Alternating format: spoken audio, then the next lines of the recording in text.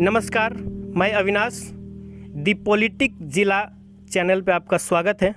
Hashtag Sushant Singh Rajput और hashtag दिल बेचारा जो सोशल मीडिया पे बहुत ट्रेंड कर रहा है। दिल बेचारा जो सुशांत सिंह राजपूत की लास्ट मूवी है और सुशांत सिंह राजपूत बिहार के लाल थे, इसीलिए बिहार में इस बात को लेकर बहुत ज़्यादा मांग उठ रही है कि दिल बेचारा मूवी को बड़े पर्दों पे प्रसारित किया जाए, रिलीज किया जाए और उसको टैक्स फ्री घोषित किया जाए। इसी बात को लेकर सुशांत सिंह राजपूत के फैंस हैं, उनसे बात करते हैं।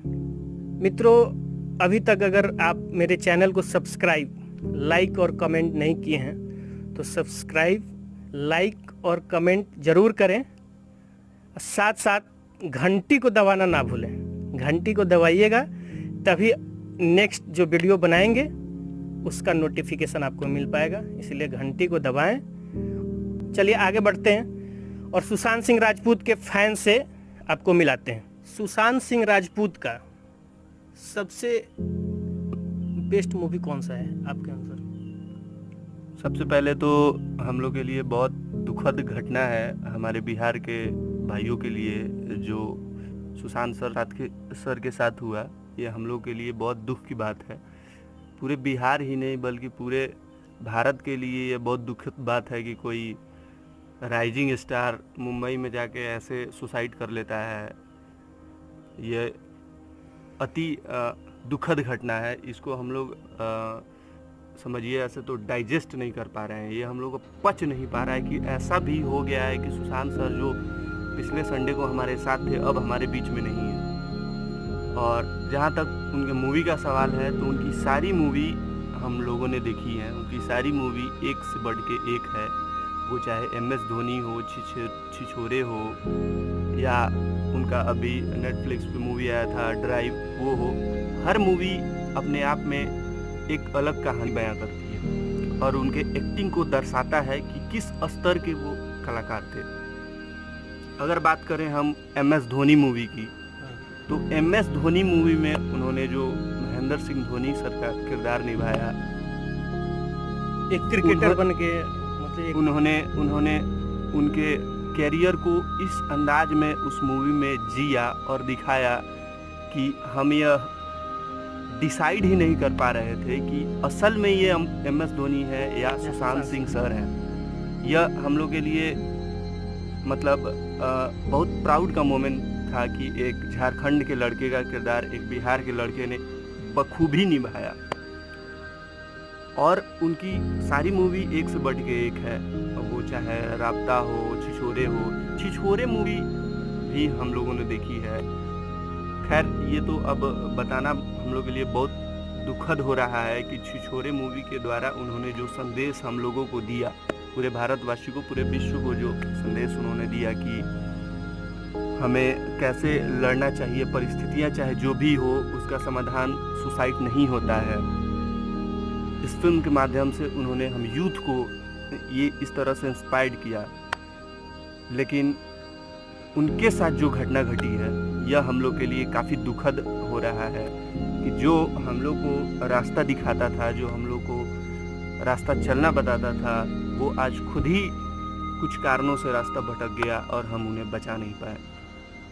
काश उन्होंने ये जो किया, एक बार अपने फैंस से उनको अगर इतना ही जानना था कि क्या वो अपने फैंस के दिल में है या नहीं, तो बस एक बार इंस्टा पे या फेसबुक पे किसी भी सोशल मीडिया साइट पे बस एक बार डालते कि हमारे फैंस अगर हम न रहें तो क्या आप कैसे रह पाओगे, तो अब तो उनको पता चलता कि हम लोग उनसे कितना प्यार करते हैं और कितने सारे उनके फैंस हैं। न जाने कितने सारे ऐसे फैंस हैं जो अब तो हम लोग को बिल्कुल ही बिलीव भी नहीं होता कि अब सर हम लोग के बीच में नहीं है। और उनकी जो लास्ट मूवी आ रही है दिल बेचारा, वो बड़े पर्दों पर रिलीज करने को लेकर के बिहार में बहुत ज़्यादा मांग उठ रही है और उसको टैक्स फ्री भी घोषित करने को कहा जा रहा है। कुछ नेता लोग भी उस पर अपना बयान जारी कर चुके हैं। उस बारे में क्या कहना चाहते हैं? हम बिल्कुल चाहेंगे कि दिल बेचारा